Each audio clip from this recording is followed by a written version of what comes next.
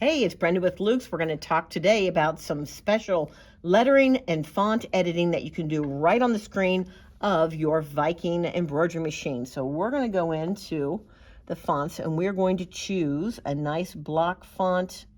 Let's go with Clarendon, and we're going to type in Happy Spring. So Happy space Spring. Oh, look at that. Darn, we're right outside the borders of our hoop. If there were only a way we could edit that, there is.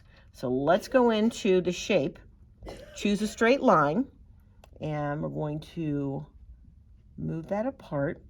And then I have the option to go into my spacing, and when I hit the negative, all right, we have changed the size of our fonts, and we are right inside the lines for the hoop. Okay, so there's no red warning light. Now let's talk about one other thing that I love. We've changed the spacing on our lines. Now we're going to go in and we're going to choose a different font, and I'm going to type in, let's see, Happy Spring. Grow a garden. All right. Let's go flower. All right, so we've got grow a flower. All right, now I can move this block of text around. Oh, wait a minute. What are these yellow lines? Okay, so on your Viking, if I want this line of text centered, I have it right under the first line and the yellow line appears, and that means I'm directly centered under the first line of text.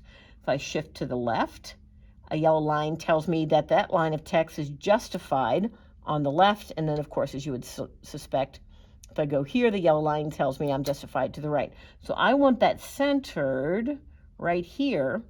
Once I know that it's centered, then I can use my up and down arrows to space the lines of text. So what we've learned is we can take a line of text, and using the shaping and spacing, we can bring those letters closer together or far apart if my choice is that. And then I can center my lines of text one under another. All on the Vikings. Come in and see us.